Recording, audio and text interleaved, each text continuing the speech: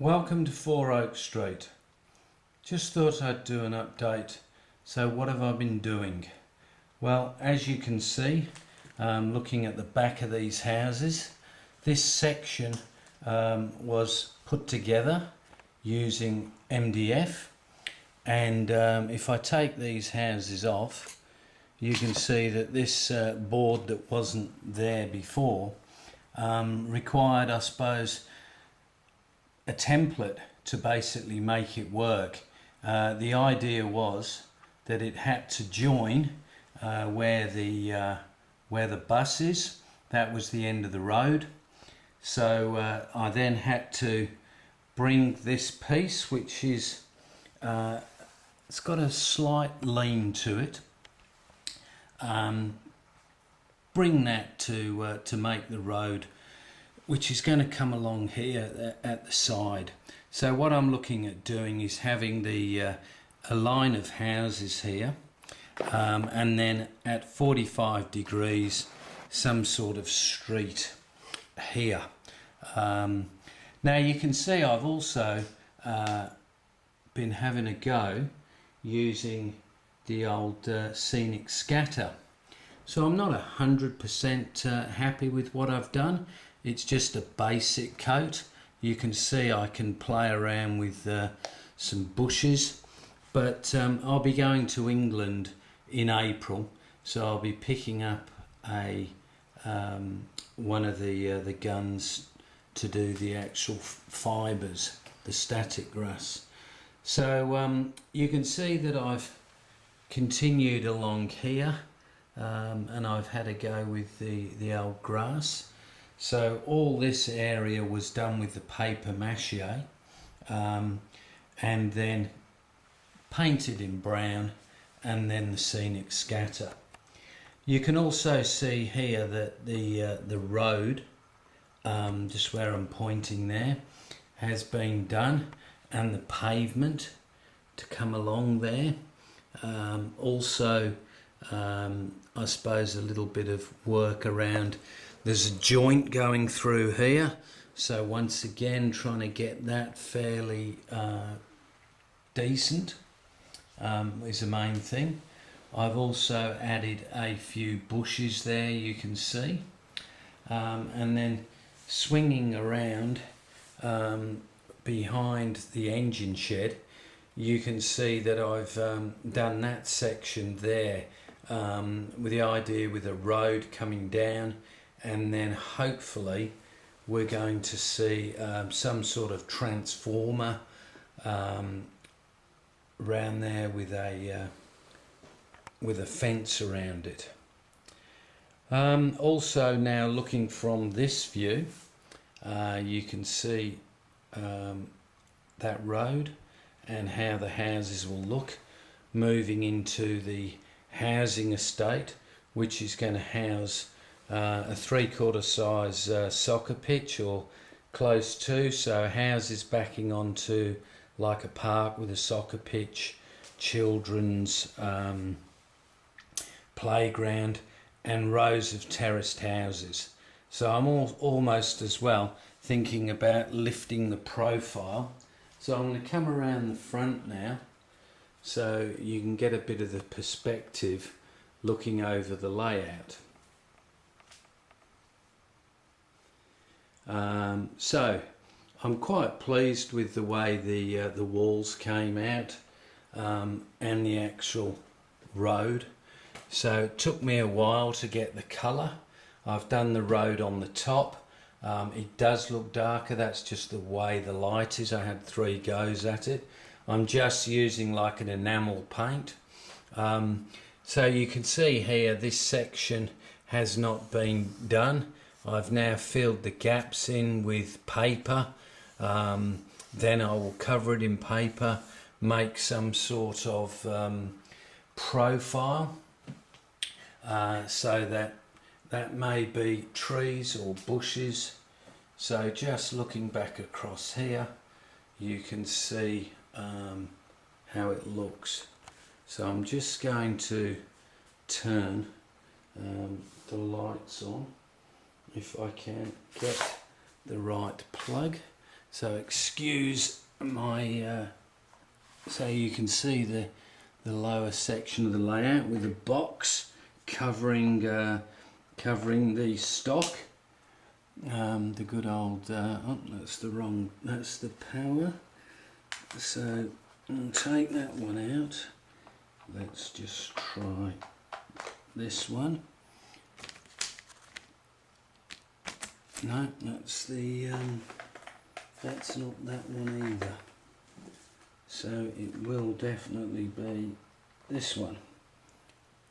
And yes, at last we have the lights on. So now you can see the lights heading down. They might be a bit bright at the moment. I can turn them down. But the lights on the road look quite good. So and you can see moving around, so lots of work to do. Have to bring this road which will come from the bridge and will come down here at a nice gentle slope down to here. So that road will come up and eventually join this bridge section, and all this area where the lamp is will be raised. So the idea will look like, obviously, that the track is heading I suppose through a cutting. Now, one thing I did want to mention is that I look at a lot of layouts, and there's some absolute brilliant layouts, and I get lots and lots of ideas from looking at not just N gauge but the HO gauge, and there's some real masters. But one thing I do notice a lot is how you see so many gaps in track work where they join the points, and just gaps in general. And I keep thinking, are they actually going to fill those gaps with sleepers? And then it occurred to me a few years ago when I was trying to buy these packs of spare sleepers from Hatton's. They actually didn't have that Pico number, and I rang them, and so it got me thinking, who's buying flexible track and not buying that to fill the gaps? So it got me thinking. So when I lay track, I'm not saying my track's the best, but I suppose I'm careful. What I do when I come to a join is I actually use a bit of webbing and go across the joint so that I know where I'm going to cut it, which will still maintain the correct sleeper space.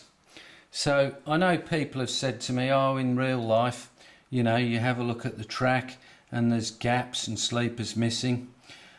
Well, that may be the case, but every time I look at track images from yesteryear and, you know, the period that I'm modelling, I don't see that too many gaps. So yeah, just going through that. So where there's a gap, where I'm going to cut, I will lay sleeper alongside, so that when I cut it, I know I'm going to be using one of these, or sometimes two. The other thing that I do, that people say don't join track on bends. Well, when you have a helix like the one I have, which is in here, which has 4 tracks and 60 meters of track, you can't help but have joins on bends. So what do I do? Well, we've all seen these track setters, but generally speaking, unless you're laying just a very basic configuration, you're going to find that you're going to need all different types of these, and they just you just won't have the right ones. But what I found I could use these for is when I was laying a piece of track on a bend, I would actually, where the join is, I would actually just put this actually in the track while it was drying, to stop it doing that bit where it's trying to straighten itself up. So even just using the last 3/4 of an inch of it, I would compress that in like that across, and that certainly helped. So please don't take offence to what I'm saying about track, but I do find it certainly, I think, makes the track look better if you can avoid big complete gaps near points and joints in general. So I don't know if that's going to help anybody, but anyway, that's the update. So what I'll be doing now with 4 Oaks, I'll be completing that little section there where the blue is. I'll be then looking at all the wiring for the lights across the top there, maybe building shops. I may complete that section there and get the bridge in, but I'm looking forward to my trip to England. I've got a bit of a list of things that I want, instead of as well as the static grass gun. So thank you to everybody that has subscribed, and the comments, and I just love looking at everybody's layouts that are coming on, particularly the Engage ones. So thank you very much for your support. Thank you, until next time.